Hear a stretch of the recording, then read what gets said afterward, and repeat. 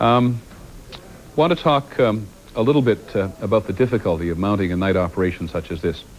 There are so many components to what we are talking about tonight, and there are so many families all over America and families all over Europe and the Arab world who have people in the Gulf, whether they're members of the armed forces or in the case of many Arab Americans, they are civilians within the line of fire tonight, for whom this is quite an horrendous night. And there is simply no way to minimize the sense of catastrophe that people in this country and elsewhere feel now that Operation Desert Storm has actually begun. We take it as our role at this moment to keep you up to date with all of the political and social and military components of the developing battle. There are in the night sky tonight in various parts of the Persian Gulf American aircraft. We have a brief report now from ABC's Dennis Trout on just how difficult it is for American pilots to fight under these conditions, even unopposed. On a clear day, anyone can see forever in the desert. But on a clear night? Oh, we own the night. We own the night. On a clear night, special nighttime vision equipment means that U.S. forces can see forever then too, or almost forever. U.S. forces are expected to have an enormous advantage in combat with Iraq. That's because new technology allows Americans to do much of the fighting at night when they can see, and presumably the Iraqis cannot. We consider the night warfare capabilities, both in the air and on the ground, of our forces to be a tremendous advantage militarily. One system used in the Gulf is called Lantern. Seen here in tests in Arizona, Lantern uses a combination of infrared and radar technology that turns night into day. The result is plain to see. Pilots can fly extremely close to the ground without crashing, then find and destroy enemy targets with startling accuracy. It is the most advanced, the best in the tactical fighter business that I've ever experienced. American commanders are eager for much of the fighting to happen at night, when U.S. aircraft would be far less vulnerable to handheld Iraqi missiles. When the U.S. bombed Libya in 1986 in response to terrorist attacks, the raid came at night. So did the invasion of Panama in 1989, when night-flying helicopters attacked military facilities and transported special operations forces. U.S. helicopters can fly at night when pilots wear special night vision goggles, which take existing light, such as from the moon or stars, and amplify it several thousand times. But using all this high-tech equipment can be something of a high-wire act. Experts caution that what looks so promising in training often can fail in a real war. Dennis Trout, ABC News, the Pentagon.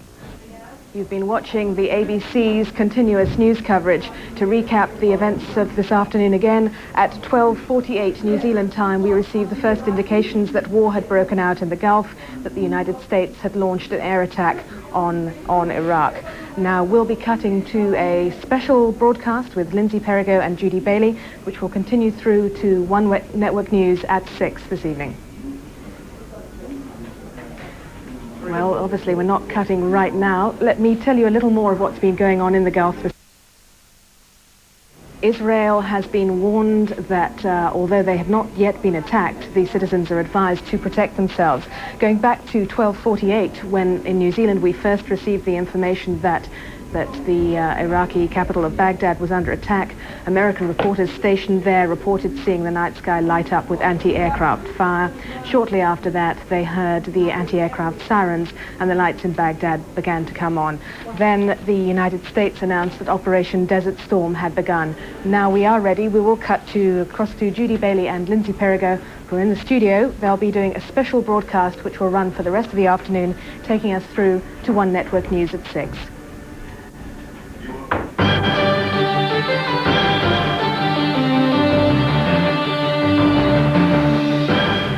Good afternoon from One Network News. As you're probably now well aware, war has been declared in the Gulf.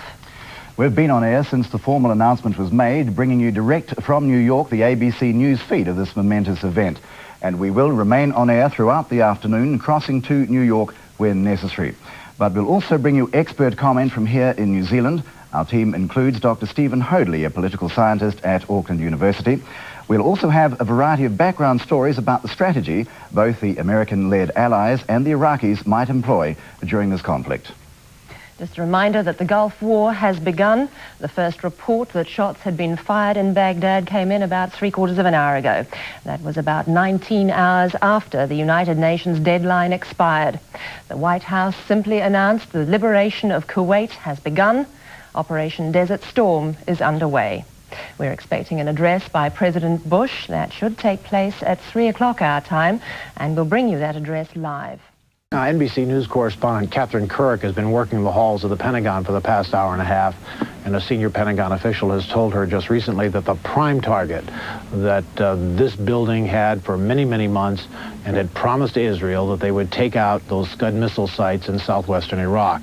We do not know whether that has been successful, but we continue to hear from Martin Fletcher in Israel that there are no air raids, and so we presume that all of American technology and all of American targeting were focused on those missiles just across the Jordanian border in southwestern Iraq, and that was one of the prime targets. Catherine Kurek also reports that all of the other targets in Kuwait, the command and control sites, as well as the mobile Scud missiles, the ones in southwestern Iraq were fixed launchers. They have mobile missiles in Kuwait. Those were also prime targets. So it does not surprise me what Michael Betcher reports, that the missiles fired, there was nothing fired into Saudi Arabia, and it does not surprise me that Saudi Arabian airspace has been violated. You must remember, Tom, there are 2,200 American fighters and bombers based on the Arabian Peninsula and or in the seas just around them. Roughly 1,700 in the Arabian Peninsula, and 400 to 500 on Navy carriers, 3 in the Red Sea and 3 in the Persian Gulf.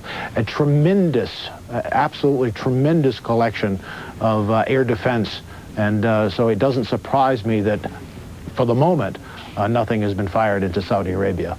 Tom? All right. Fred Francis, thanks very much. Again, we have a very substantial Arab source within the Arab diplomatic community saying that in his 9 p.m. speech, the president will offer to stop for anything for a few hours or up to a day to give Saddam Hussein a chance to pull out of Kuwait, or else, having demonstrated to him the kind of damage that he can invoke. Fred Francis, let's go back to you for a moment. We've been hearing now from Mike Betcher tonight, from Martin Fletcher in Israel, from everyone. It is the great unthinkable on the minds of us all. What happens if he gets off some kind of a gas attack? Realistically, what are they saying about the Pentagon, about the chances of that being effective on the part of Saddam Hussein? Well, there are 2 levels of this, Tom. The first level, both the Israelis and the CIA have said repeatedly that Iraq has never demonstrated the ability to use chemical warheads on his long-range or his medium-range missiles. He's never demonstrated that ability.